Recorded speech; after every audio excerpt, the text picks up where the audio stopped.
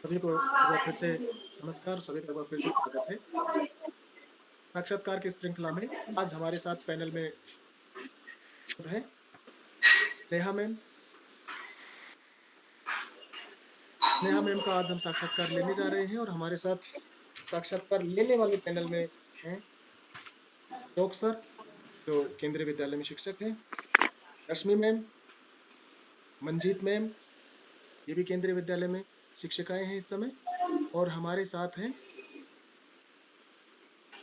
Bharti Jha ma'am, जिनका अभी हमने साक्षात्कार लिया था। और जैसा कि हमने एक रीत, एक परंपरा हमने चला रखी है कि जिनका हम साक्षात्कार एक बार लेंगे उनको अगली बार साक्षात्कार में हम पैनल में एज ए एक्सपर्ट रखें, वो ताकि वो मानसिकता समझ सके। ये बार बार हम रिपीट करते हैं। मेरा पहला सवाल नेहा मैम के लिए, मैम जी अपने विषय में कुछ बताएं। सर, मेरा नाम स्नेहलता है और मेरा डेट ऑफ बर्थ 1 फरवरी 1989 को है और मेरा जन्म सर भगवान श्री राम की जन्मभूमि यानी कि अयोध्या से, फैजाबाद से हूँ मैं। और मेरी जो सर शिक्षा हुई है, सबसे लास्ट मैंने डिग्री ली है सन 2012-13 के सेशन में बीएड चौधरी चरण सिंह विश्वविद्यालय से। मेरा एमए अवध विश्वविद्यालय से हुआ है सन 2011 में, और मेरा जो ग्रेजुएशन हुआ है सर 2009 में कंप्लीट हुआ है, वो भी अवध विश्वविद्यालय से। और मेरी शुरुआत की शिक्षा मेरे गांव के पास के स्कूल में ही हुई है। और सर मुझे कंप्यूटर का भी बेसिक नॉलेज है, क्योंकि अभी मैं ऑन प्रेजेंट प्राइमरी में हिंदी टीचर के पद पर काम कर रही हूँ एक निजी स्कूल में। और इसके अलावा मेरा जो सर अपनी हॉबी के बारे में, मेरा जो शौक है वो लेखन का है। मैं कविताएं लिखती हूँ और स्कूल में जैसे कुछ भी प्रोग्राम होता है तो उससे रिलेटेड चीजें मैं लिखना पसंद करती हूँ। आपने इसके बताया बाद इसके अलावा आप जानना चाहेंगे सर? लेखन का शौक आपने बताया, तो लेखन में आपने जी बता सर। दिया कि आप कविताएं लिखती हैं। क्या आप जी अभी सर। अपने पास अपने साथ कोई अपनी कविता लिखी हुई लेकर आए हैं? जी सर, मैं सुना सकती हूँ। सर मैं अपनी पहली कविता सुनाना चाहूंगी जो जिससे मैं बहुत ज्यादा जुड़ी हुई हूँ भावनात्मक रूप से, क्योंकि मेरा जो जीवन का सफर रहा है वो शुरुआती में कुछ ज्यादा संघर्ष भरा रहा है। मैंने पढ़ने के लिए भी स्ट्रगल की अर्ली मैरिज की वजह से। तो ये मैंने सबसे पहले खुद के लिए लिखना शुरू किया था। मैं प्रस्तुत कर दूं सर? जी मैम। मेरी कविता का नाम ही है आखिर हो ही क्यों ना। क्योंकि कई बार हम लड़कियों को ना लोग कहते हैं तुम्हारा ही काम है, कर सकती हो तुम, ठीक है तुम नहीं करोगी तो कौन करेगा। तो ये वाक्य जब मैंने खुद के लिए सुना था तो मैंने लिखा था कि कितने प्यारे सपने बुनती एक अकेली नारी, उसको लगता वही एक बस खुशियों की अधिकारी, आखिर हो भी क्यों ना। जब पिता पुकारे उनको अपनी राजकुमारी कहकर, जब पिता पुकारे उनको अपनी राजकुमारी कहकर, माँ कहती बिटिया रानी मेरी है दुनिया से हटकर, सुन के इन्हीं अल्फाजों को जीवन सपने बुन लेती है, आखिर बुने भी क्यों ना। जब यौवन आया नारी का, मन में फुलझड़ियां फूट रही, क्योंकि हम बहुत नए नए सपने देखते हैं, भले उन सपनों को पाए ना पाए। तो जब यौवन आया नारी का, मन में फुलझड़ियां छूट रही, जीवन संगिनी बन जाने को मन में फव्वारे फूट रहे। बहुत बढ़िया मैम, बहुत बढ़िया। बहुत सारी इन्हीं कल्पनाओं के बलबूते जीवन सपने बुन लेती जी है, मैम, बहुत आखिर बढ़िया। बुने भी क्यों ना। बहुत बढ़िया आपका प्रस्तुतिकरण, बहुत बढ़िया हाव भाव। मैम आपने धन्यवाद कविता सर। लिखना शुरुआत कैसे की? कविताएं पढ़कर या पहली कविता जब आपने लिखी? सर जब मैं 8वीं क्लास में थी तो जो मेरे हिंदी के अध्यापक थे, अब तो वो इस दुनिया में नहीं है, लेकिन फिर भी जब भी वो सर कुछ आर्ट किया करते थे, कुछ ड्राइंग बनाते थे, तो वो ना कुछ एक कविता बोला करते थे और मैं उन्हीं से प्रेरित हुई हूँ। तो मेरा भी मन होता था जब भी मैं कुछ करने बैठती थी, कुछ ड्रॉ करती थी या कोई किताब पढ़ती थी, तो मेरे मन में कुछ पंक्तियां आती जाती थी। तो पहले तो मैं बस 2 लाइन एक कविता की पता नहीं कहाँ से ले लेती थी, 2 लाइन एक जगह की सर, ऐसे-ऐसे कलेक्ट करके ये पहली कविता ऐसी हुई, जिसे मैंने पढ़ा तो मुझे लगा नहीं ये ठीक लिखा है, और मैंने समर्पित भी उन्हीं को किया था ये अपनी कविता। बहुत बढ़िया मैम। आपने बताया कंप्यूटर का आपको ठीक-ठाक सा basic knowledge. Basic knowledge. Sir आप हिंदी टाइप कर पाते हैं?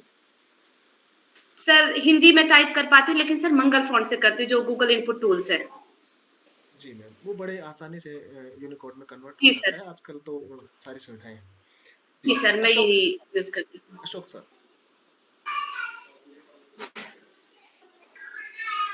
नमस्कार सर। तो नमस्ते मैडम। तो सबसे पहले मैडम, आप शिक्षक का ही पैसा क्यों चुनना चाहते हो? जैसे सर, शिक्षक बनने का जो सफ़र मेरा शुरू हुआ था सर, मैं 8वीं क्लास में जब थी, जैसे कि मैंने बताया, मेरे हिंदी अध्यापक का बहुत ज़्यादा असर पड़ा था मुझ पे। मैं एक छोटे से गाँव से बिलॉन्ग करती थी, तो ऐसे लगता था उस टाइम पे, क्योंकि मैं परिवार में इकलौती लड़की थी और पारिवारिक परिवेश इतना इकोनॉमिकली स्ट्रॉन्ग नहीं था, तो मैंने ना छोटे-छोटे बच्चों को लिखना सिखाना शुरू किया था। तो मुझे ऐसा लग रहा था कि नहीं, मैं सिखा सकती हूँ, उनको बता सकती हूँ। तो सर 8th 9th 2 साल मैंने पढ़ाया था। बस उसी के बाद से मैंने सोच लिया था कि मुझे आगे चल के ना शिक्षक ही बनना है, क्योंकि बच्चे बहुत खुश हुआ करते थे मुझसे। मतलब विद्यालय जीवन में आपने शिक्षक बनने की ठान ली। जी सर। सर कुछ पारिवारिक परिस्थितियाँ ऐसी थी चलो, और कुछ शिक्षकों का हाँ, असर है। बिल्कुल अच्छी बात है। आज भी हम देखते हैं, मेरी 11th क्लास की एक बच्ची है, तो वो भी बच्चों को इसी तरह पढ़ाती है, तो वो मतलब जैसे अच्छा कर रही है। दूसरी बात ये है कि मैडम, जैसे हम कभी, हालाँकि ये प्रश्न आपसे नहीं करना चाहिए, कई बार ये प्रश्न अगर आप है तो हमें क्या ईमानदारी से जवाब देना होना चाहिए कि आपकी जैसे ताकत आपको क्या लगती है और आपकी वीकनेस आपको क्या लगती है, कि जिनको जैसे हमारे सामने रखने से हम भी सजेस्ट कर सके कि आपकी कमजोरियों को इस तरह से दूर किया जा सके, या आपके अंदर जो कॉन्फिडेंट है, आपकी ताकतें, उनमें हम भी ग्रहण कर सके कि इनसे हमें भी कुछ फायदा मिल सके।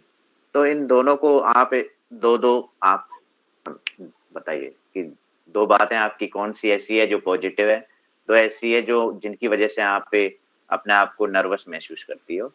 तो ये पैनल के मेंबर हैं, तो उनको आपका क्या पता है, इनके द्वारा आपकी कमज़ोरी का पता चलने पर जी कुछ सर। सजेशन दिए जाए, उनसे आपको हेल्प मिले।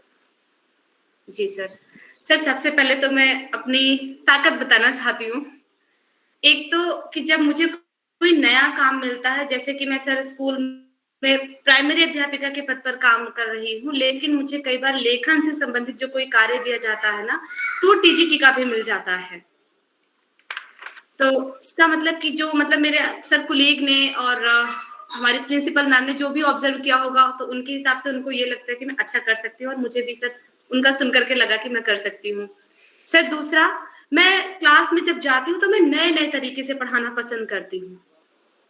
और मैं जब जाती हूँ तो बच्चों का चेहरा जो सर खिल जाता है, तो इसका मतलब कि वो कहीं न कहीं मेरी ताकत ही है, मेरे अंदर अच्छाई है कि वो कुछ नया करने के लिए तैयार रहते हैं। फिर उसके अलावा जो मेरी कमज़ोरी है, थोड़ा भावनात्मक रूप से मुझे कभी-कभी मैं खुद को कमज़ोर पाती हूँ, कि जैसे सर क्लासरूम के माहौल में भी ऐसा होता है ना कि बच्चे ने अगर कुछ कह दिया, तो फिर वो उस टाइम पे तो ऐसा लगता है कि नहीं, मुझे ऐसा रिएक्ट नहीं करना चाहिए था उस बच्चे के लिए। भले ही पेशेंस कितना हो, लेकिन कई बार हम उसे तेज़ डाँट देते हैं उस समय पर, तो वो बाद में रियलाइज़ होता है कि नहीं, मुझे अपनी भावनाओं पर कंट्रोल रखना चाहिए था, उस समय मुझे कुछ और तरीके से टैकल करना चाहिए था। सेकेंडरी सर, मैं बहुत ज़्यादा लोगों के बीच में जब होती हूँ, तो खुद को घुला-मिला हुआ महसूस नहीं कर पाती। ये मेरी कमज़ोरी है। तो चलो मैडम, मैं पैनल के सभी सदस्यों से रिक्वेस्ट करूँगा कि मैडम की इन चीज़ों के बारे में लास्ट में सजेशन अवश्य दें। तो जी अच्छा सर। मैडम, आपने दोनों चीज़ें, आपकी पॉज़िटिविटी अच्छी बताई, और बाकी चीज़ें इसके बारे में आपको अभी सजेशन दे दिया जाएगा। जी तो सर। मुझे भी सुनकर अच्छा लगा आपके द्वारा इस तरह से ईमानदारी से सारी चीज़ बताना। एक चीज़ है मैडम, जैसे अब हिंदी की शिक्षिका ही बनने के आपने बता दिया, हिंदी के अध्यापक से शुरुआत में वो आप प्रभावित हुए थे।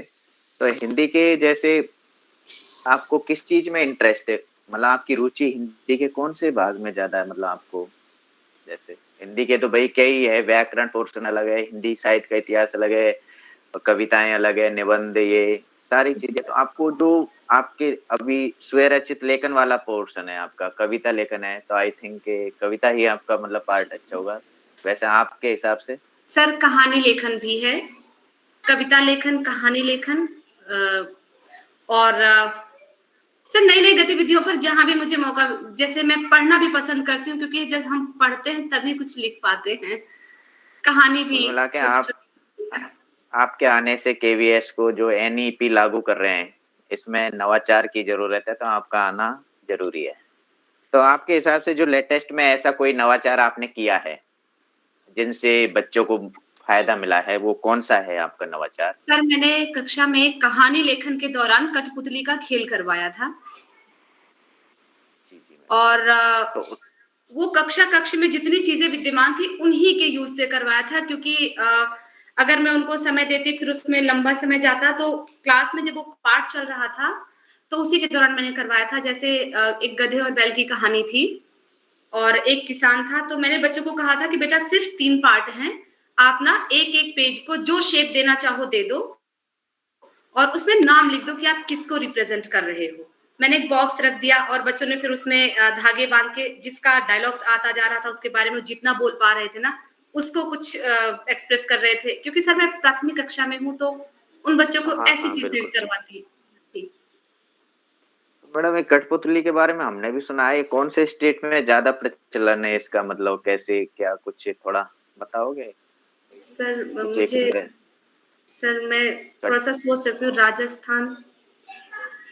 बिल्कुल सही मैडम, अच्छा जवाब आपका। राजस्थान में जैसे कठपुतली नृत्य कराए जाते हैं, जब भी कोई ओकेजन होता है, कोई भी फेस्टिवल आते हैं, तो उसपे जैसे जयपुर का नाम आपने सुन रखा जी होगा, सर। यहाँ पर जवाहर कला केंद्र है, उसमें इन प्रोग्रामों का आयोजन किया जाता है। और भी कई जगह है, चौकीडानी है, बाकी कई है राजस्थान में तो।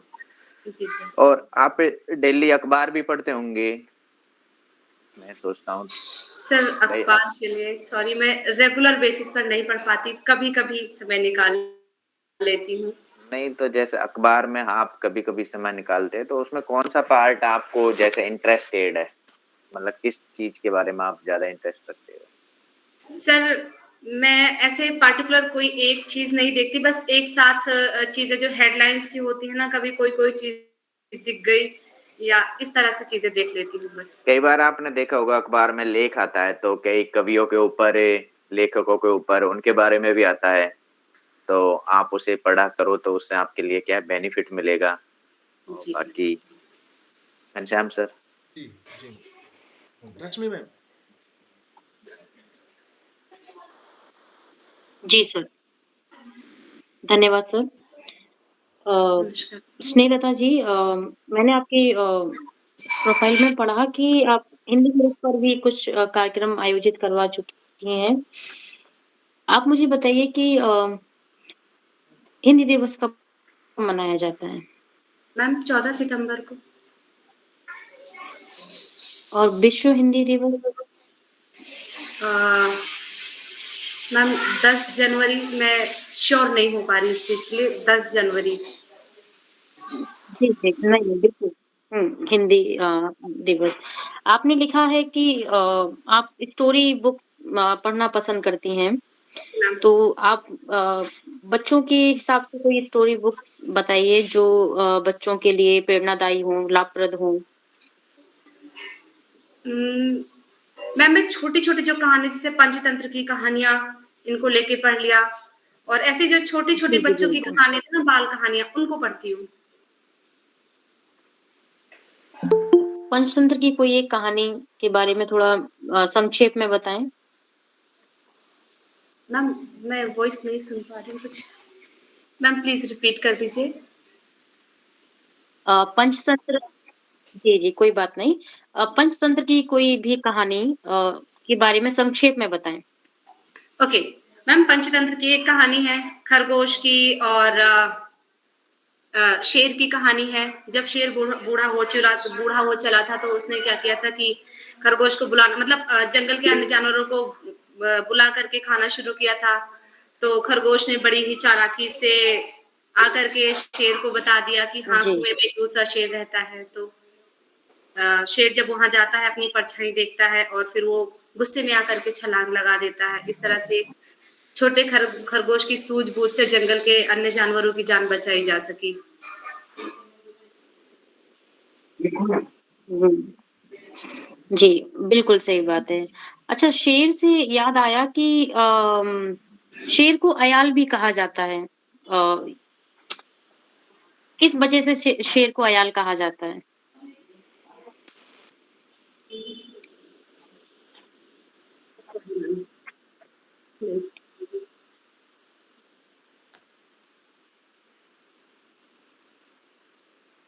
सॉरी मैम, मुझे नहीं पता है इसका उत्तर।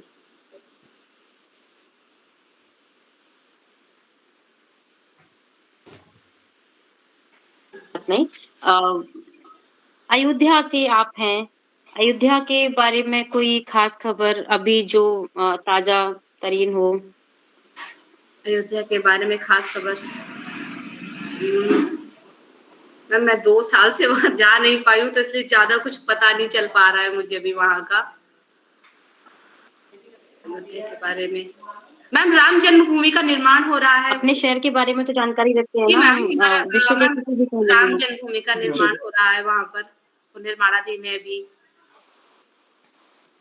और वहाँ पर लता मंगेशकर जी, चौराहा बना दिया गया अभी, जी, तो ये नवीनीकरण है वहाँ का। जी, जी। कंप्यूटर में आपने कोर्स कर रखा है जैसे कि आपने बताया बेसिक जानकारी बेसिक है आपको। कौन-सा कोर्स किया है मैम? मैम, मैंने बेसिक कोर्स किया था 6 महीने का, क्योंकि जैसा कि मैं पहले बता चुकी हूँ मैम कि मैं ग्रामीण परिवेश से थी, तो मुझे इन चीज़ों की नॉलेज बिल्कुल नहीं थी। और अब के समय में अगर बच्चों के साथ काम करना है, उनको सिखाना है, तो बहुत सारी चीज़ें पहले खुद को सीखनी पड़ेंगी, तो मैंने यही सोच करके सीखा था बेसिक कि नहीं, मैं वही उस टाइपिंग कोर्स कर का नाम दरअसल मैं उस कोर्स का नाम पूछना चाह रही हूँ। कोर्स का नाम पूछना चाह रही हूँ कि आपने कौन-सा कोर्स किया है? बीसीए, डीसीए जो नहीं, भी नहीं है? मैम, बीसीए, डीसीए नहीं था, वो सिर्फ़ बेसिक कोर्स के ही नाम से था। जिसमें उन्होंने बस मुझे छोटी-छोटी चीज़ें सिखाई थी, जैसे टाइपिंग ओके, ठीक है, कोई बात नहीं। पॉइंट और ये सब चीज़ें। ठीक है। आपका जन्म 1989 में हुआ है। 1989 की कोई भी खबर विश्व के इतिहास में या भारतीय इतिहास में? 1989 नहीं पता है मैम, सॉरी। कोई बात नहीं, कोई बात नहीं। ठीक है। अगला जी मैम। मंजीत मैम।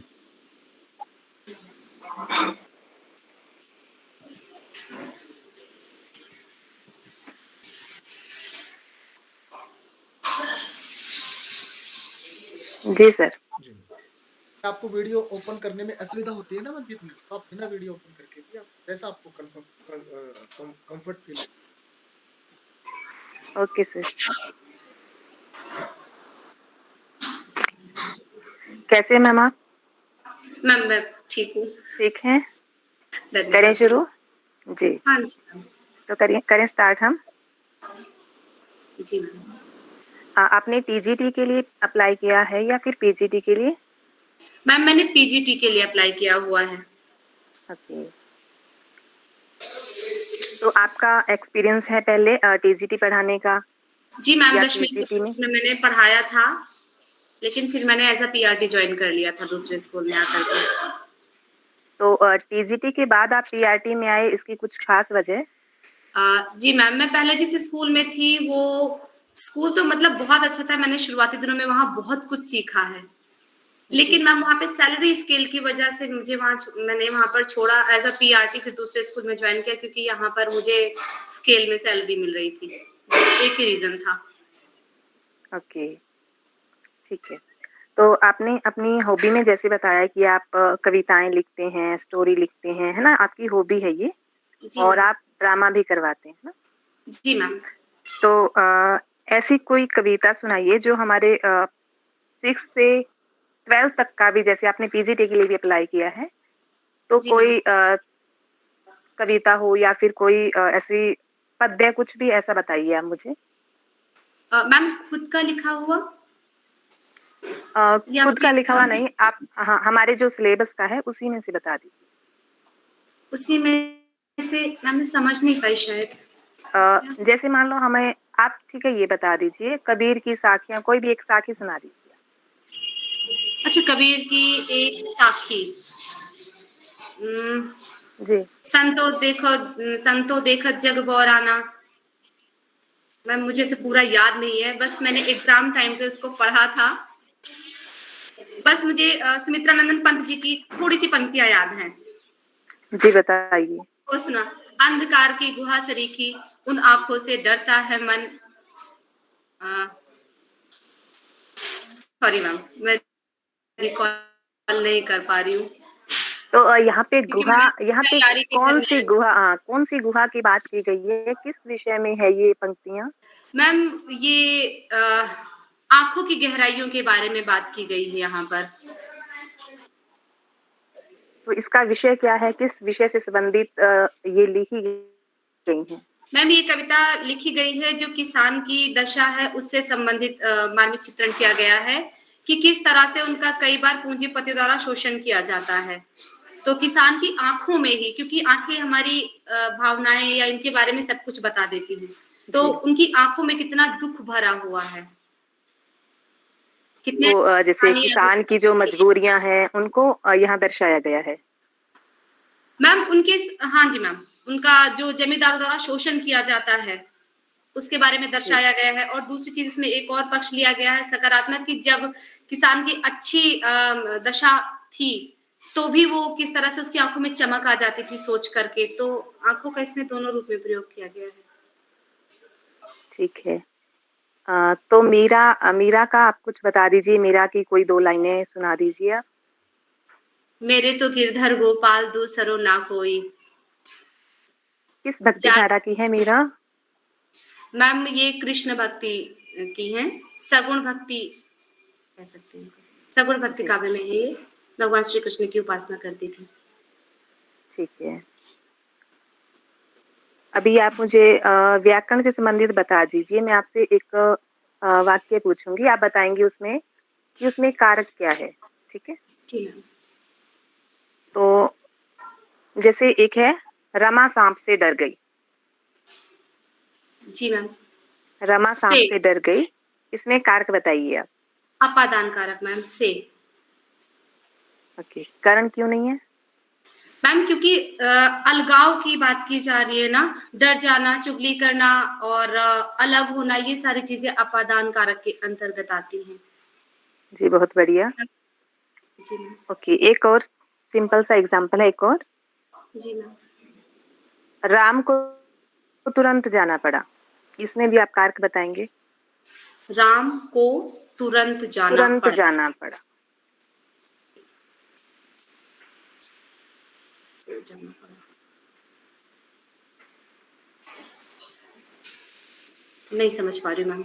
को संप्रदान, ऐसे ऐसे हमारे एग्जाम में भी आया था एक एग्जाम्पल, अगर आपको ध्यान हो तो। राम को जाना पड़ा, संप्रदान। मैम नहीं, श्योर नहीं हो पा रही हूँ मैं। ओके, इसमें भी कर्ता कारक है, राम को तुरंत जाना पड़ा, क्योंकि जब भी किसी संज्ञा सर्वनाम के बाद चिन्ह लगता है, विभक्ति चिन्ह लगता है, तो वो कर्ता कारक में आता है। ठीक है ma'am, thank you so much. ठीक है मैम, मैं इसको याद रखूंगी, इस पॉइंट को। हाँ, ये ऐसे कारक तो विशेष टॉपिक है, पूछ लिया जाता है, अक्सर पूछा जाता है कारक में से। संधि, समास और कारक तो आप अच्छे से करके जाइएगा। ठीक है मैम, मैं जरूर करूंगी इसे। ओके, और हमारा जो 23 का आदर्श वाक्य है ना? क्या है आदर्श वाक्य वो? मैम जो ध्येय वाक्य है, हाँ, वही। तत्त्वम प्रश्न अप्रवाणु करके, अपावृणु, सॉरी, अपावृणु। तत्त्वम जी, प्रश्न अपावृणु। क्या अर्थ है इसका? मैम इसका अर्थ है भगवान सूर्य से प्रार्थना की जा रही है कि ज्ञान पर अंधकार रूपी जो आवरण है, अज्ञान का आवरण है, आप उसे हटाइए। गुड गुड, बहुत बढ़िया।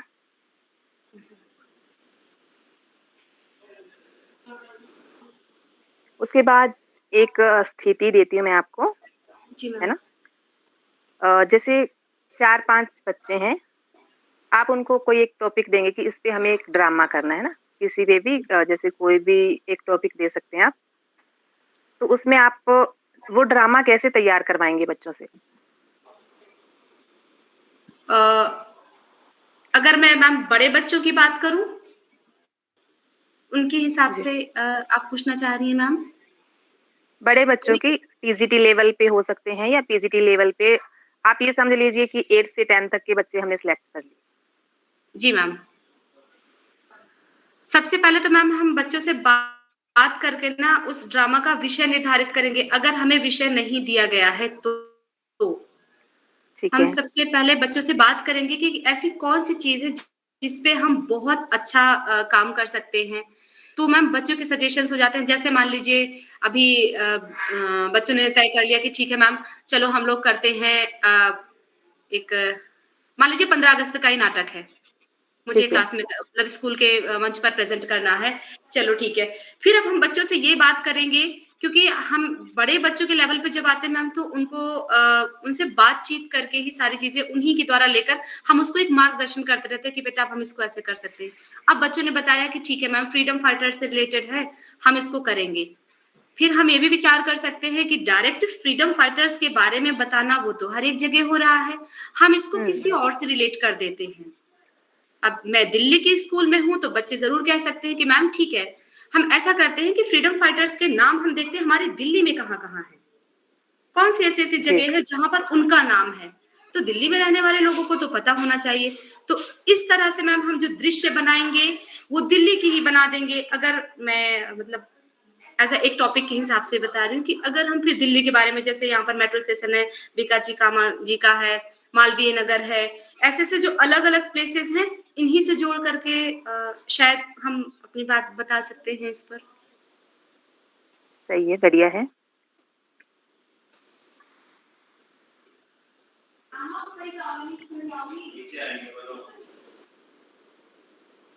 बहुत अच्छा बताया आपने। Thank sir you. आगे आप करवा लीजिए। जी मैम। भारती मैम। जी सर। जी सर।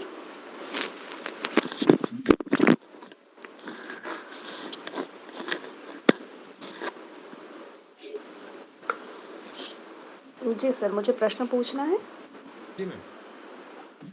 हाँ, मैडम मुझे आपसे ये जानना है कि छोटे बच्चों को जब भी हम पढ़ाते हैं तो वर्तनीगत अशुद्धियों को कैसे दूर किया जा सकता है? क्या-क्या उपाय हम ऐसे अपनाएँ जिससे उनकी वर्तनियों में ज़्यादा से ज़्यादा सुधार लाया जा सके? लेखन में या वर वर्तनी में। अच्छा ठीक है मैम। छोटे बच्चों को एक तो मैम जब हम सिखाते हैं, शुरू करते हैं, तो सबसे पहले उच्चारण से सिखाते हैं।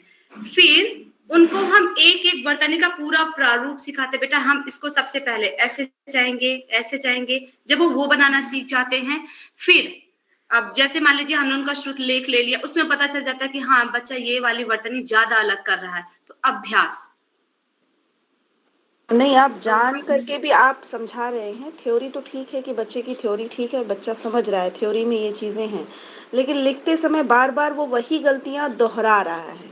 तो उस गलतियों के को आप कैसे समझा सकती हैं? उस गलती को कैसे आप सुधार सकती हैं? क्या उपाय ऐसे करेंगी जो जिससे वो गलतियाँ जो हैं वो ना करे दोबारा? ओके। मैम अगर क्लासरूम में जैसे अगर बच्चे को हम बार-बार लेखन अभ्यास के लिए बार-बार बोल देते हैं, कई बार तो वो बोर हो जाता है वर्तनी से रिलेटेड, कि चलो ठीक है बेटा ये वाली वर्तनी हम बार-बार बना करके अभ्यास करेंगे। तो ऐसे में मैं क्या करती हूँ, उसी वर्तनी से संबंधित कुछ चीज़ें अपने पास रखती हूँ। जैसे मान लीजिए मैंने एक पाउच उठा लिया, बच्चा उल्टा बना देता है कई बार। तो मैं क्या करती हूँ, अपना पाउच दिखाती हूँ, फिर अपना कुछ और उठा के ऐसे वर्ड ढूँढती हूँ कि इसी से संबंधित चीज़ें जब उनको दिखाओ और फिर उनको बोलो चलो बेटा अब ये वाला लिखो, तो उनको जो कुछ नयापन मिलता है तो वो उनका ध्यान हट जाता है कि नहीं मैंने ये वाली गलती की थी। फिर वो जो चीज़ें मैं दिखा रही हूँ उसका नाम जब लिखना शुरू करते, फिर उसमें हम उसी के नीचे अंडरलाइन करके बता सकते बेटे देखो, आपने जितनी जगह लिखी आपने ये किया, अब इन्हीं शब्दों को आप बोलो बार-बार और फिर वो समझ जाएगा क्योंकि उसके सामने हमने ऐसी-ऐसी चीज़ दिखाई हुई है कि उसके दिमाग में विजुअलाइज़ हो जाएगी वो चीज़ें। जी मैम, धन्यवाद। जी सर, आगे। जी मैम। आपने बताया आपके बायोडाटा में लिखा हुआ है कि कहानियाँ पढ़ने का आपको शौक है। तो कौन-कौन सी कहानियाँ आप पढ़ चुके हैं? किन्हीं 5 कहानियों के नाम बताएँ? सर नमक का दरोगा, मुंशी प्रेमचंद की जी। और मंत्र मुंशी प्रेमचंद जी की है, महादेवी वर्मा जी की गिल्लू है और सर ऐसे तो मैंने बहुत सारी कहानियाँ पढ़ी हैं, शायद 5 कहानियों के नाम याद नहीं कर पा रही हूँ। जी, कोई नहीं, आपने अपने बायोडाटा में लिखा ना कहानियों का? एक आप जी सर, मैं छोटी-छोटी कहानियाँ पढ़ती रहती हूँ क्योंकि कुछ छोटे बच्चों को सिखाने के लिए। आपने कुल 2 कहानियों के नाम बताए, तीसरा आपने जो बताया गिल्लू, वो कहानी वो है क्या? संस्मरण सर संस्मरण है वो। अच्छा, जी मैम, वो संस्मरण भी नहीं है। जी। हाँ, वो है रेखाचित्र की श्रेणी में ले सकते हैं हम उसे। हाँ, जी सर। आपके पसंदीदा कहानीकार कौन है? सर मुंशी प्रेमचंद जी को हुई मैंने ज़्यादातर कहानियाँ पढ़ी हैं। मंत्र कहानी का सारांश बताएँ। मंत्र कहानी का सारांश, ओके। चलो, आपने सर कोई जी, पढ़ी है ना? जी सर मैंने पढ़ी हुई है, सांप की कहानी है, मृणालिनी होती है, कैरेक्टर्स याद आ रहे हैं, बस एंड याद करने की कोशिश कर रही हूँ कि मैंने कब पढ़ी थी उसको। कोई बात नहीं, कोई बात नहीं, क्योंकि आप पीसीटी का मैं एंड कर दे रहे हैं, कोई बात नहीं। तो अभिव्यक्ति और माध्यमिक पुस्तक चलती है, आपने पढ़ा है उसे? जी सर, ये परीक्षा की तैयारी के दरमियान पढ़ा था मैंने। अभिव्यक्ति और माध्यम जो पुस्तक है, वो क्योंकि 11वीं और 12वीं तक बच्चा हिंदी पढ़ना, बोलना, समझना ये लगभग-लगभग सीख चुका होता है, अपने विचार अभिव्यक्त करना सीख चुका होता है, तो उसे एक कदम आगे बढ़ने का काम करती है अभिव्यक्ति और माध्यम पुस्तक। इस पुस्तक में बहुत सारे ऐसे सवाल आ जाते हैं जो जीवन भर बच्चे के काम आएंगे। उनमें से एक सवाल है कि भारत की पहली फिल्म कौन-सी है? सर पहली फ़िल्म है आलम आरा, आलम। अच्छा, और पहली बोलती फिल्म? राजा हरिश्चंद्र या हरिश्चंद्र सर दोनों में से एक नाम है, मैं शायद हरिश्चंद्र है। जी, पहली फिल्म जो है वो हरिश्चंद्र है और आलम आरा पहली बोलती फिल्म है। हरिश्चंद्र बोलती फिल्म नहीं, मुख वाक फिल्म थी वो। ए, वो 1913 में आई, ये 18 साल बाद 1931 में आती है दूसरी वाली फिल्म। फोन इन किसे कहेंगे? पत्रकारिता की भाषा में फोन इन एक शब्द होता है।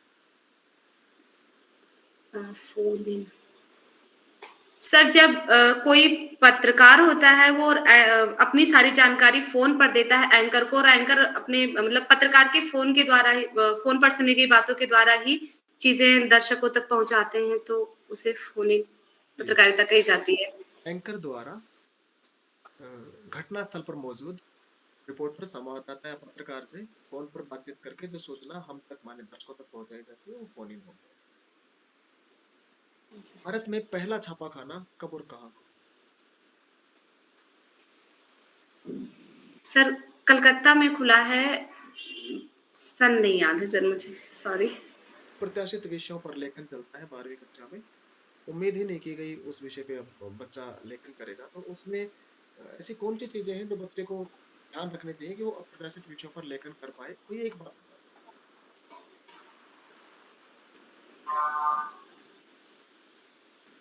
अप्रत्याशित में उपसर्ग, अप्रत्याशित शब्द में उपसर्ग बताएं। सर और प्रति। अ, प्रति हाँ, और मतलब ये एक आशा लेखन। और एक। हाँ जी, मतलब ये एक लेखन हो गया जिसमें बच्चे को लिखना है। लिखना क्या है कि शायद हो सकता है अपने परिवेश से लिखे हो, शायद हो सकता है पहले कहीं सुना हो उसने, देखा हो, एकदम से नया विषय आ गया, उस पर उसे लिखना है क्योंकि वो तो सिखाना होगा उसे, जिसका नाम ही अप्रत्याशित है। जैसे अपठित होते हैं, तो उसकी जी तैयारी सर। तो करवानी पड़ेगी अप्रत्याशित की। उसमें कोई एक जी बात सर। कि बेटा इस चीज का ध्यान रखना अप्रत्याशित। सर मैं श्योर नहीं हूँ लेकिन मैं बताना ज़रूर चाहूँगी, भाषा की सहजता और बिल्कुल, बिल्कुल जितनी सहजता से। चीज़ें समझ आ रही है उसकी क्रमबद्धता होनी चाहिए कि आप थोड़ी-थोड़ी चीज़ें रिलेट कर सकते हैं एक-दूसरे बिल्कुल, से। बिल्कुल, यही है। अप्रत्याशित विषय के लिए उसे अपने चारों तरफ घटने वाली घटनाओं पर गौर करना होता है। अपने जितने भी विषय अध्यापक हैं, सबको ध्यान से सुनना होता है, घर में भी ध्यान से सुनना होता है। पता नहीं कब, कहाँ, कौन-सा विषय मिल से जाए। संबंधित अप्रत्याशित विषयों पर लिखा जाए। तत्व, पूखंड, अपावरणों से बहुत सारे सवाल पूछे जाते हैं, तो इसको यजुर्वेद से लिया गया है और ईशावास्योपनिषद से है, इसका अर्थ आप यस सर। बता चुके हैं। ये क्या कहा जाता है, केवीएस का ये क्या है? ये ध्येय वाक्य है या मोटो है? सर ध्येय वाक्य है ये। तो मोटो नहीं है, ये मोटो के नीचे लिखा जाता है। वो लोगो है। सर लोगो में लिखा जाता है ये। ये ध्येय वाक्य और मोटो माने कि उसका अंग्रेजी शब्द मैंने बोला, मोटो और ध्येय वाक्य एक ही बात है। एक ही होता है। तो यहाँ से आगे तो सर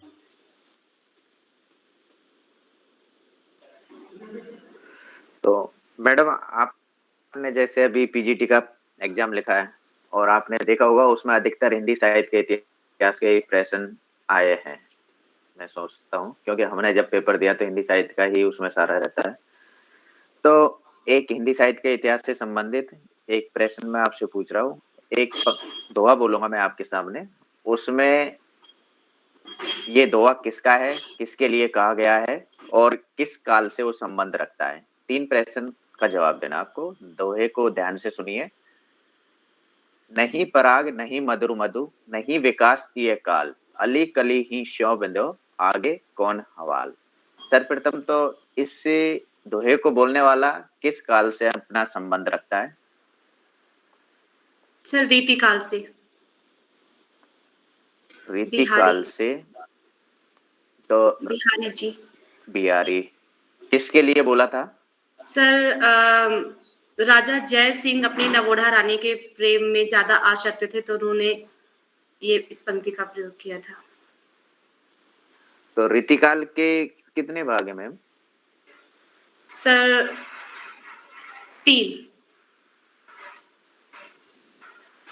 तो उनमें से बिहारी जी किस से अपना संबंध रखते हैं? रीति 3 सर रीति सिद्ध। अच्छा जवाब मैम आपका। चलो एक है CCSS, common core stand plus.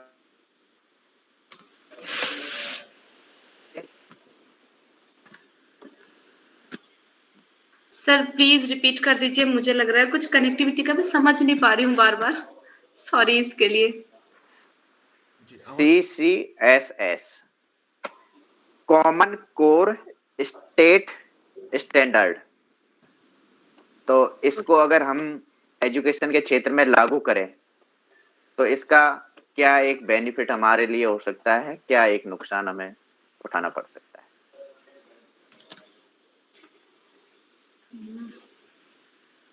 Sir शायद मैंने इसके बारे में नहीं पढ़ा है, मुझे जानकारी नहीं है। 2 शब्द होते हैं मैम, जिम्मेदारी और कर्तव्य। जी सर। चलो कोई बात नहीं है, इसका जवाब बता दिया जाएगा आपको। अब जैसे 2 शब्द तो एक शिक्षक को के पीछे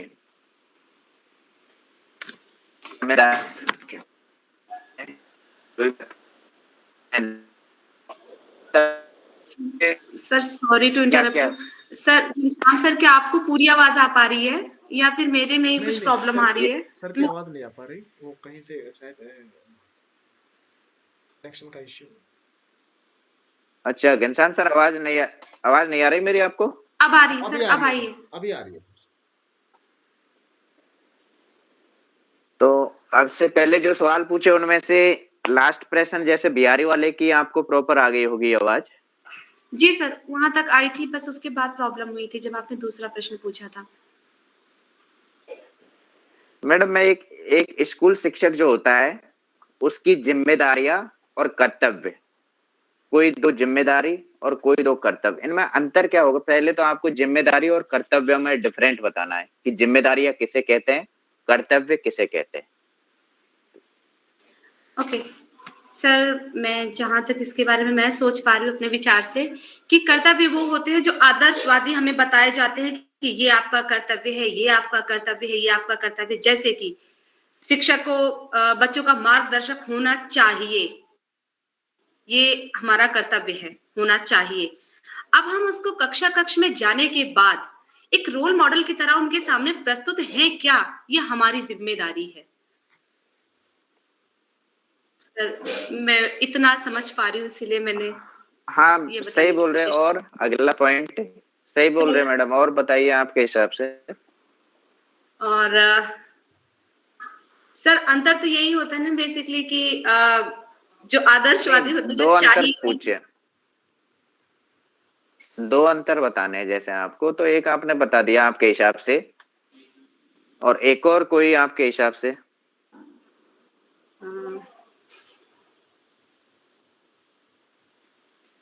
सर मुझे ऐसे लग रहा है मैंने इसी में सम अप कर दिया क्या?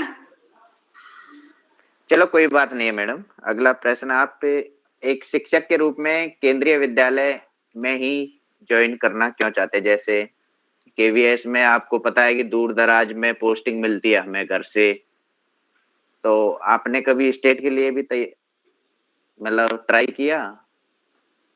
नहीं सर, मैंने कभी केंद्रीय विद्यालय में जाने के लिए ट्राई नहीं किया था। सर मैं पढ़ना चाहती थी क्योंकि हमारे फैजाबाद कैंट में एक स्कूल है केंद्रीय विद्यालय का, लेकिन मेरा एडमिशन घर से दूरी की वजह से वहां हो नहीं पाया था।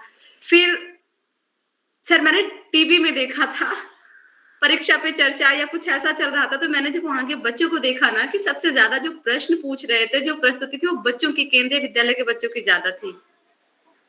तो मेरा तब से मन हुआ कि ऐसी जगह अगर मैं काम करूं तो जरूर मैं खुद में भी बहुत सारा ग्रोथ कर पाऊंगी। और फिर मैंने अपने बेटे के लिए ट्राई किया, उसका एडमिशन नहीं हो पाया, तो मैंने सोचा ठीक है, एक उसके लिए नहीं कर पाए तो अपने लिए तो ये सपना सच कर, मतलब जरूर कोशिश करूंगी कि हो जाए। चलो हमारी भी उम्मीद यही है, दुआएं ये है कि हो आपका बहुत सिलेक्शन। बहुत धन्यवाद सर। श्याम सर, जी sir. Ghanshyam sir. Rashmi ma'am.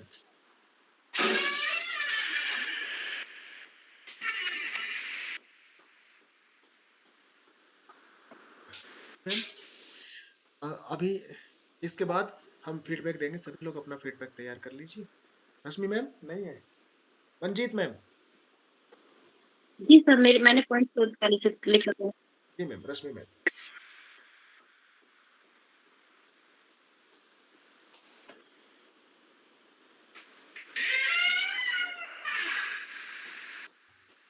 Manjeet ma'am जी, आप आपका है कि आप अपने आप को सेल्फ मोटिवेटेड रखती हैं, आप सेल्फ मोटिवेटेड हैं। Thank you so much ma'am. जी मैम, आपका स्पष्ट आवाज नहीं आई मैम। रश्मि मैम कह रहे हैं?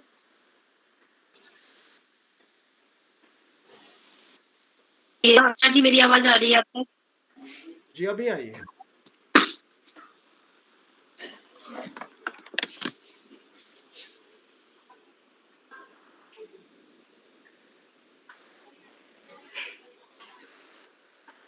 मंजीत मैम तब तक आप पूछ लीजिए, मैम का शायद नेटवर्क में कुछ इशू है। मंजीत मैम। जी सर। जी मैम।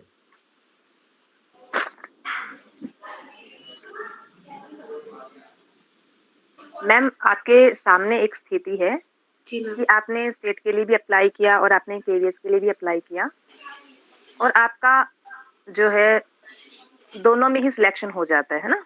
आप स्टेट के लिए भी एलिजिबल हैं, वहाँ सिलेक्शन हो गया आपका, और केवीएस में भी आपका सिलेक्शन हो गया, आप हम ये मान के चलते हैं ना? जी आप स्टेट में जाना चाहेंगे या फिर केवीएस में? मैम मैं केवीएस में जाना चाहूंगी। कोई एक खास तो वजह? मैम, एक तो मुझे घूमने का शौक है, तो एक तो मुझे सबसे पहला जो अपने लिए एक स्वार्थ वाली चीज है, पहला तो मैं वो ही देखूंगी कि मुझे केवीएस में ज्वाइन करना है, क्योंकि मैं अलग अलग जगह पर जा पाऊंगी, घूम पाऊंगी।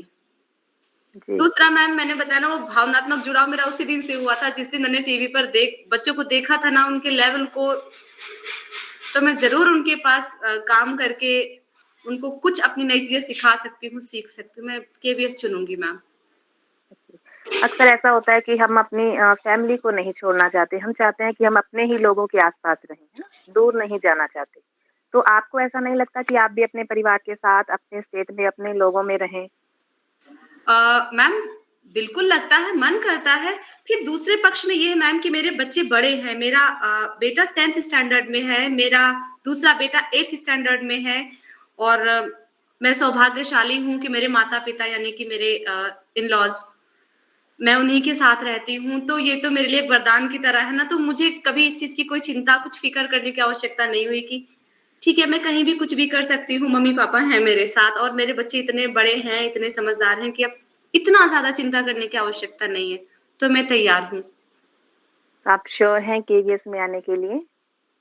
मैम बिल्कुल 110% ये तो मेरा सपना ओके, एक सच होगा कि जहाँ मैं पढ़ नहीं पाई, वहाँ मैं जॉइन करके बच्चों को सिखाऊँगी, तो इससे बड़ी बात मेरे लिए क्या हो सकती है? ओके, चलो बढ़िया है। आप केवीएस के प्रति इतने अपना लगाव अनुभव करती हैं, है ना? अच्छा, आप अपनी कोई ऐसी चीज़, ऐसी बात बताइए, ऐसी कोई कमज़ोरी बताइए आपको लगे कि ये मेरी बहुत बड़ी कमज़ोरी है।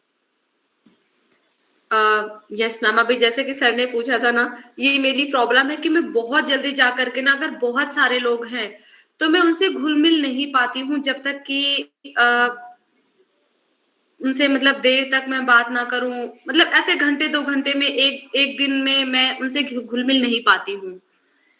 लेकिन एक मुझे ओके, लगता है कि अगर एक मैं शिक्षिका हूँ और बच्चों के साथ जा रही हूँ, तो मुझे ना अपनी इन चीज़ों को बढ़ाना होगा कि मैं बच्चों से बहुत जल्दी घुल-मिल जाऊँ।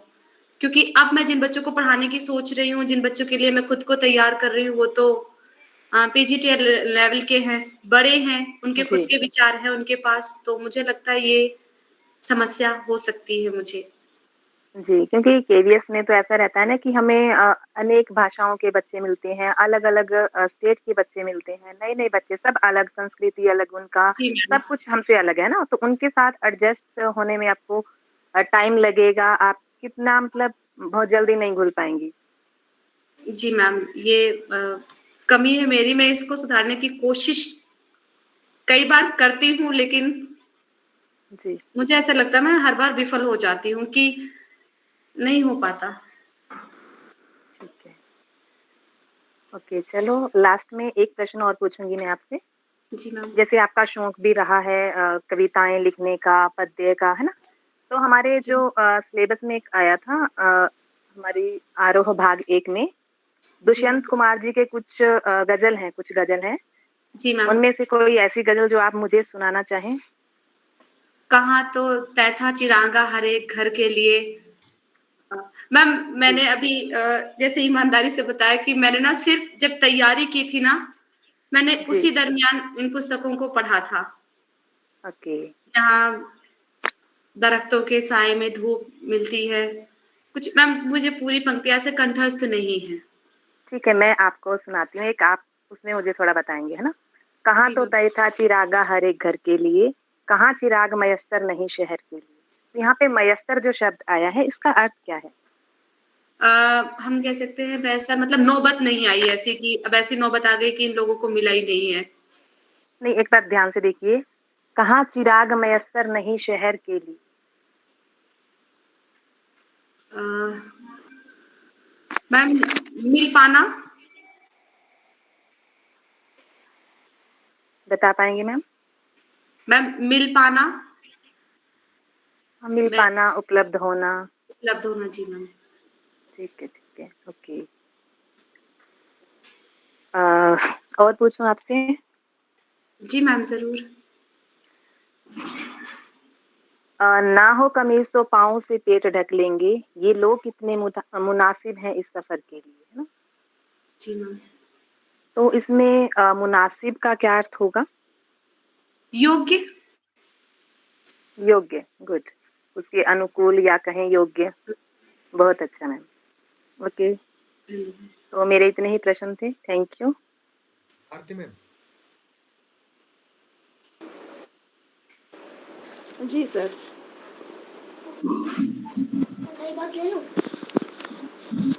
अ, आपने 12th 11th में आरोह में पढ़ा होगा। तो इसमें बेबी हलदर के बारे में कुछ बता सकती हैं? बेबी हलदर मैम वितान पुस्तक में है हमारी आरोप में सॉरी वितान पुस्तक में है। इसमें बेबी हलदर ऐसी थी जो घरेलू सहायिका का काम किया करती थी, यानी घरेलू हेल्प किया करती थी। आज भी उनके बारे में जितना मैंने पुस्तक में पढ़ा है कि आज भी गुड़गाँव में शायद इसी जगह वो कार्यरत हैं। और उन्होंने क्या किया था कि अपने उसी जीवन काल में अपने पूरे अनुभवों को बंगला भाषा में लिखा था। बेबी हालदार जी जी। उनको लेखन के लिए प्रेरित किसने किया था? जिनको वो तातुश कहा करती थी, मैं पूरा नाम तो शायद नहीं बता पाऊँगी, लेकिन उसमें एक है तातुश जिनको कहा करती थी, जिन्होंने उनको लेखन के लिए प्रेरित किया था कि तुम ये कर सकती हो, तुम अपनी कुछ-कुछ पंक्तियाँ लिखा करो। जी, स्त्री साहित्य विमर्श जो है वो पिछले 2 दशक से हमारे साहित्य जगत में इस पर चर्चाएँ हैं और चल रही है स्त्री साहित्य विमर्श। उसमें ये जो रचना थी ये कब आई थी और इसकी क्या भूमिका है? उस साहित्य विमर्श में आलोचकों की दृष्टि से इसकी क्या भूमिका है? बता सकती हैं कुछ? सॉरी मैम, मैंने नहीं पढ़ा है इसे। जी, धन्यवाद। श्याम सर? भी आप सभी अपने-अपने फीडबैक तैयार रखिएगा। तब तक कहाँ तो तय था चिरागा हर एक घर के लिए, वो मैं 2 पंक्तियाँ मेरी इच्छा हो गई कि मैं गुनगुनाऊँ। जी तब सर, तक आप बिल्कुल। सभी लोग अपना ना Ashok sir, Rashmi ma'am, Manjeet ma'am, Bharti ma'am, अपना फीडबैक आप तैयार रखिए। हमारे विश्वास का एक यूट्यूब चैनल है, तो जब खाली समय रहे ना, तो हम लोग उसको मतलब ऐसे काम करते रहने चाहिए। सुबह वाले इंटरव्यू में भी मैंने कुछ फ़िल्मों के नाम बताए थे, कुछ यूट्यूब चैनल्स बताए थे और मैं स्टेटस पे भी लगा रहा होता हूँ कि खाली समय है, उनको चला दिया, सुन लिया और जब हम गाकर कोई चीज़ याद कर रहे हैं तो याद भी हो जाती है। कहाँ तो तय था चिरागा हर एक घर के लिए, कहाँ चिराग मयस्सर नहीं शहर के लिए। अब ये पूरी मुझे याद तो है, लेकिन अभी मैं सुनाऊंगा नहीं। अभी हम सीधा फीडबैक लेने चलते हैं अशोक सर के पास। अशोक सर। तो मैडम का ओवरऑल इंटरव्यू ठीक था, तो फिर भी कुछ सजेशन हमारी तरफ से मैडम के लिए। जो अच्छाइयाँ थी मैडम के अंदर की, एक तो लेखन कार्य में मैडम की आगे भी आपको में आप देख रहे थे। सर की आवाज साफ आवाज आ रही है ना मैडम? आपकी आवाज जी। साफ क्लियर है। आप समझ पा रहे हैं मैम? अब आ रही है सर? नहीं अब सर। आ रही है सर, अब आ रही है। अब आ रही है सर? बिल्कुल अब जी आ रही है सर, सर। अब जी ये कह रहा हूँ एक मैडम की सर आपकी आवाज फिर से मैं चली गई सर। अब साफ नहीं आ रही। आप एक बार लेफ्ट करके फिर से ज्वाइन करिए, तब तक मैं रश्मि मैम से मैं उनका फीडबैक लेता हूँ। आपकी आवाज कट जा रही है सर, लेफ्ट करके ज्वाइन करने से आ जाएगी। रश्मि मैम। Okay okay. जी सर, जी। जी मैम बताएं फीडबैक।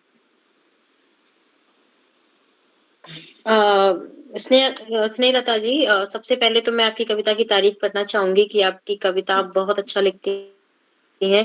पहली कविता अगर इतनी शानदार है तो निश्चित रूप से आगे जो आपने कविताएं अब तक लिखी होंगी वो सच में लाजवाब होंगी। बिल्कुल सच बात है और मुझे बहुत अच्छा लगा। और कविता का वाचन आपने जिस तरीके से किया जो मतलब वो तो बहुत ही ज्यादा अच्छा था। मैं फैन हूँ आपकी इस मामले में। सो मच अ, मैम। आप अच्छे से जवाब दे पा रही हैं, कॉन्फिडेंट हैं आप, अच्छी बात है। कॉन्फिडेंस तो बहुत बड़ा रोल निभाता है इंटरव्यू में। तो आप कॉन्फिडेंट हैं, ये आपके लिए अच्छी बात है। अब जैसा कि आपने लिखा है कि सेल्फ मोटिवेटेड हैं, आप अपने आप को आप मोटिवेटेड रखती हैं, कॉन्फिडेंट हैं, सही लिखा है आपने एकदम। कुछ जो वैसे पॉइंट है मैंने आपसे पूछा था कि अयाल क्या होता है? तो अयाल जो किसी भी जानवर की गर्दन पे जो बाल होते हैं ना, उनको अयाल कहते हैं। तो शेर को भी हम उस कैटेगरी में रख सकते हैं। उसके बाद में जैसे कि आपने कहा कि आप कहानियाँ पढ़ती हैं, तो पहले तो अगर कम से कम 5 कहानी जो सर ने पूछे नाम, आप उनके कम से कम कहानियों के नाम तो याद रखिए और कोशिश करिए कि जिन कहानियों के नाम आप बता रही हैं, उनका कम से कम उनके कैरेक्टर्स नेम आपको याद हों, पात्रों के नाम याद हों और कहानी का सार क्या है, जैसे मंत्र कहानी का सार क्या है, ये पता होना चाहिए। आपने जिस तारीख में जन्म लिया है और जिस सन में जन्म लिया है, उसके बारे में आपको पूरी जानकारी होनी चाहिए कि उस साल विश्व के इतिहास में और भारतीय इतिहास में क्या-क्या हुआ। छोटी-मोटी घटना एक बार को हो तो इग्नोर की जा सकती हैं, पर सुप्रीम कोर्ट की पहली महिला जज, है ना? मीरा साहिब बीवी, शायद पूरा नाम उनका यही था। मीरा साहिब बीवी एससी की पहली महिला जज बनी थी और अगर मैं गलत नहीं हूँ तो जो भास्कर है हमारा दूसरा उपग्रह जो था वो भी लॉन्च किया गया था, उसका प्रक्षेपण किया गया था। तो ये 2 बहुत महत्वपूर्ण घटना है 1989 की, तो आप इनको ध्यान में रखिए। 1 जी फरवरी मैम। के बारे में भी डेटा कलेक्ट कर लीजिए, है ना? जी और मैम। बाकी तो आपका कॉन्फिडेंस, आपका जो आत्मविश्वास है, बहुत अच्छा लगा। जिस दिन आप जाएँ, उस दिन का न्यूज़पेपर पढ़ के जाइए, अयोध्या के बारे में और भी जानकारी प्राप्त कर लीजिए।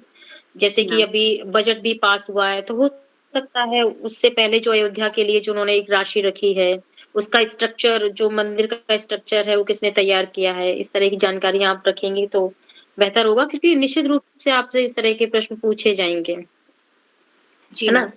सेल्फ अवेयरनेस मतलब अगर आप कॉन्फिडेंट मोटिवेटेड रखती हैं, कॉन्फिडेंट रखती हैं, तो अवेयरनेस भी कहीं न कहीं ज़रूरी है। जी कॉन्फिडेंस मैम। तब आता है जब हमारे अंदर अवेयरनेस की कमी नहीं होती जी है ना? मैम। तो ये एक-दूसरे के मुझे लगता है पूरक होते हैं। तो बाकी तो बाकी चीज़ें अच्छी हैं और निश्चित रूप से हम जब भी रिज़ल्ट आएगा, हमें पता होगा उसमें एक नाम स्नेहलता जी का भी होगा। थैंक यू सो मच मैं मैम। पूरे एक विश्वास के साथ ऐसा कह सकती हूँ।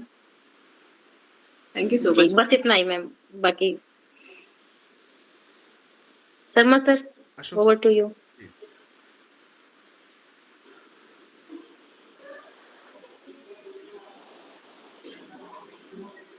हेलो, घनश्याम सर आवाज आ रही है? इस बार एकदम जी। स्पष्ट आवाज़ है सर। की बात के बाद फिर से आवाज़ चली ओके। गई सर, आपकी आवाज़ फिर से चली गई। अ, ऊपर सर की पोस्टिंग ऊपर है और भी ऊपर, हमसे भी ऊपर। तो उधर कभी नेटवर्क का हो सकता है दिक्कत,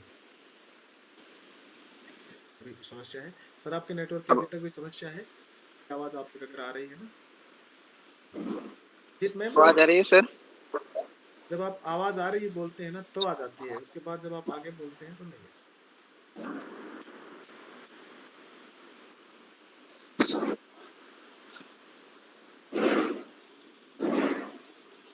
रंजित मैम, आप बताएं।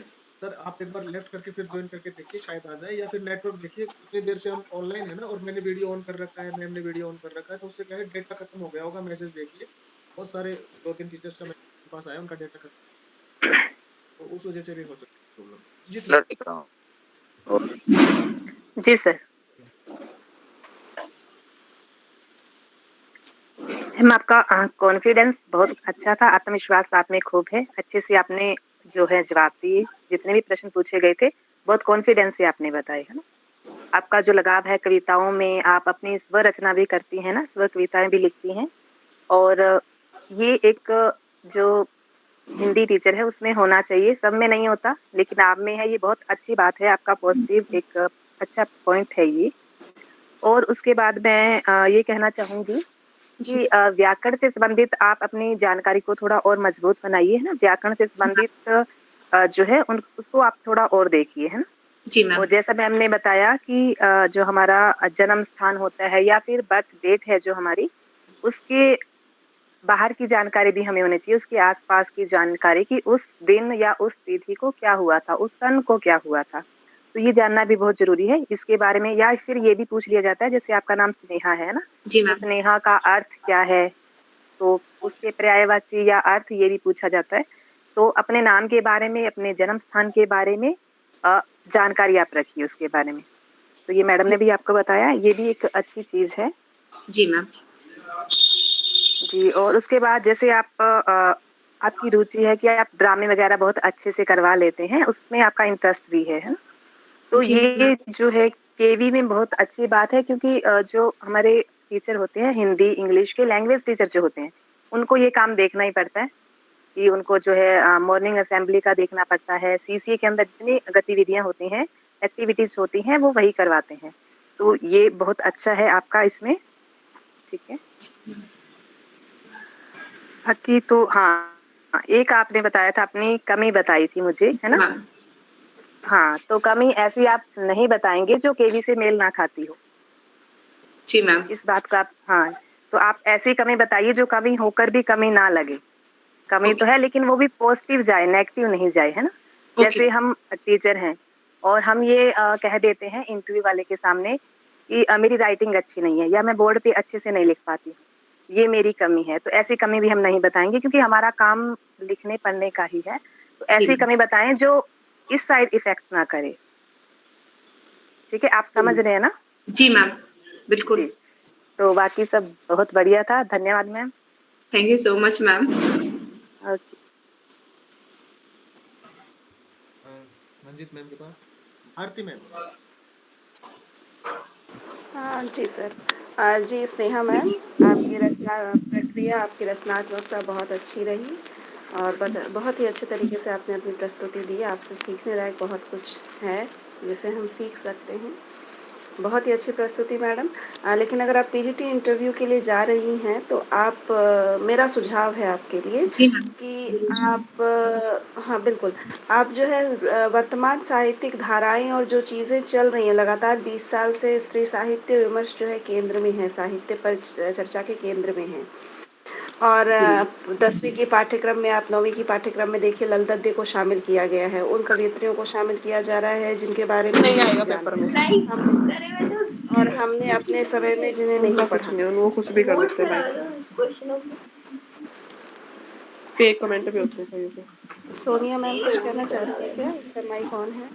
अच्छा, सॉरी मैम। तो हाँ, तो एक्चुअली क्या होता है कि 20 साल से चर्चा के केंद्र में ये साहित्य विमर्श है और बहुत सारे ऐसे कवयित्रियों को बात सामने लाया जा रहा है जिसको हमने नहीं अपने समय में नहीं पढ़ा, लेकिन आज हमारे सामने है। तो इन सब दृष्टियों से और बेबी हलदार की रचना जो है ये बहुत मील का पत्थर है। भाषा न जानते हुए भी उसे प्रबोध कुमार ने लिखने के लिए कहा। ये प्रमोद कुमार हैं जिनके यहाँ घरेलू सहायिका के रूप में अभी भी हैं और कार्य कर रही हैं। और बहुत 2006 में ये प्रकाशित हुई थी बांग्ला भाषा में और उसका फिर हिंदी रूपांतर उसके बाद के वर्षों में ही उपलब्ध हुआ। तो ये सारी जानकारी जो है क्योंकि स्नातकोत्तर दृष्टि से हो सकता है जो विषय विशेषज्ञ हो वो हमसे पूछे, क्योंकि मुझे भी जी। व्यक्तिगत अनुभव नहीं है। थोड़ा सा इन सब चीज़ों पर मैडम थोड़ा काम कर लीजिए। जी मैम, ज़रूर।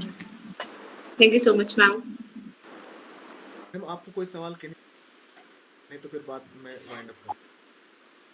अभी आपके पास सर ठीक है, मैं अपने प्रश्न मैं लिख कर रखूँगी, फिर आपको व्यक्तिगत रूप से मैं मैसेज करूँगी और फिर उससे आपसे बात कर लूँगी। जी मैम। हाँ। क्या मैं ऐसा कर सकती हूँ सर? हाँ जी मैम, जी बिल्कुल मैम, आपका स्वागत है मैम। हाँ, मैं अभी कुछ नया बचा ही नहीं।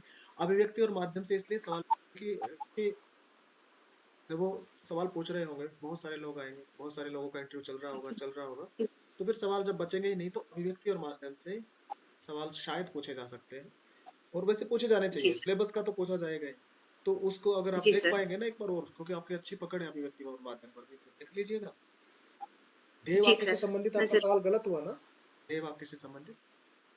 जी सर, आपने हिंदी और इंग्लिश का वो बोल दिया तो मैं हाँ, हाँ। तो एक कन्फ्यूज़ हो बार गई थी। देख लीजिएगा, मैंने अभी अपना ग्रुप है उसमें मैंने वो पूरा डाल दिया है कि कौन से वेद से है, यजुर्वेद से। तो एक बार देख लीजिएगा। जी सर, धातु से ज़रूर संबंधित पढ़ मैंने लूँगी। लिख रखा था कि हाँ मैं बताऊँ, लेकिन वो मैम ने बता दिया। जैसे ही पाठ खत्म होता है अपना वो बोला गांधारी, तो पाठ खत्म होते ही और हाँ रश्मि मैम बाकी रह गए ना, बता दिया था रश्मि मैम ने। ओके। तो पाठ खत्म जी होते ही जी लेखक का नाम आता है प्रबोध कुमार। वो प्रबोध कुमार जी ही सर। तातुष है, मैम ने बता ही दिया। जी। जी और सर। आपने बताया आपको कहानी पढ़ना अच्छा लगता है और आप जी सर। 5 कहानियां, तो ये सोचिए। कहानी भी अब सिर्फ कहानियां ही बिल्कुल। नहीं मैम, आपका बायोडाटा को एक बार आप फिर से देखिएगा। जब आप केवीएस के लिए एक बायोडाटा वो देंगे, जब आप उसे भरेंगे या टाइप करेंगे उसमें, तो उसको एक बार अच्छे से जी, देखिएगा, वहां से सवाल बनेगा। जी सर। अच्छा, आपकी जो अच्छी चीज मैंने पहले इन चीजों से शुरू कर दिया। आपने जो कविता वाचन किया ना, छंद मुक्त कविता थी, जी सर। बहुत बढ़िया, एकदम छंद मुक्त कविताओं का वाचन। हमारे साथ इनमें जो जुड़े थे assistant professor sir Dharmnarayan sir, छंद अ, जो मुक्त कविताएं हैं उनका वाचन इतना शानदार करते हैं वो। हमारे साथ इंडक्शन कोर्स में मैं तो चकित रह गया कि अगर इनका वीडियो हम अपलोड कर दे कहीं, वो कविता वाचन करता हुआ, तो वायरल हो जाए। बहुत शानदार। आपकी जैसे कविता आपने बोली तो मैं एकदम सुनता रहा कि बहुत ही गजब आप कविता। सकारात्मकता है, thank you too sir. The point रहते हैं, आत्मविश्वास है, सारी चीजें सही है। ये कुछ कविताएं जो है ना, कुछ लय कहीं और से सुन लेते हैं हम लोग। ये एक्स्ट्रा ज्ञान है, अगर सबको है तो ठीक है, नहीं है तो यूट्यूब पे जिनको भी मिलेगा वो देख लेंगे। मैं जब कविताएं बच्चों को सुना रहा होता हूँ तो कविता और सवैया का तो लय हमें सुनाना ही सुनाना है। दोहा जी चौपाई सर। का लय भी हम सुनाते ही सुनाते हैं। इसके जी अलावा सर। उन कविताओं को प्रैक्टिस कर रहा होता हूँ। जब ये वाली चर्चा मेरी बहुत सारे टीचर्स हुई तो बहुत सारी नई-नई लय, नई-नई ट्यून, नई-नई धुनें मुझे पता चली। तो ऐसे मैंने बात करते-करते 3-4 लिख दिए, जैसे मोह को कहाँ ढूँढे बंदे, शायद 9वीं क्लास का है ना? हाँ, मैं तो तेरे पास में। जी सर। और मैं एकदम मगन हो जाता हूँ, एकदम कबीर बन जाता हूँ उस समय। आँखें बंद करके थोड़ा ज़ोर से बोल रहा होता हूँ, बच्चे एकदम से सोच रहे होते हैं कि यार ये क्या हो गया सर? पर मज़ा आता है गाने में ना। कि मोह को कहाँ ढूँढे रे बंदे, मैं तो तेरे पास, और फिर मैं इसको तार सप्तक में ले जाता हूँ। तो ऐसे अगर प्रयास किया जाए, ऐसे ही हम दीवानों की क्या हस्ती है, आज यहाँ कल वहाँ चले, ऐसे करके। ऐसे ही हम पंछी उन्मुक्त गगन के पिन, हाँ, इसके 3-4 लय हैं। एक लय तो मुझे विजेता मैम ने बताई और वो मेरे यूट्यूब चैनल पे भी है उनकी आवाज़ में। वैसे ही दिन जल्दी-जल्दी ढलता है और कहाँ तो तय था तिरागा का आपको बता ही दिया। अरे, कुछ और विशेष है नहीं मैम, आपको बहुत सारी शुभकामनाएँ और धन्यवाद हमारे सर। जो पैनलिस्ट हैं अशोक सर, मंजीत मैम, रश्मि मैम, सबको और आरती मैम, सबको बहुत-बहुत धन्यवाद। मैं एक बार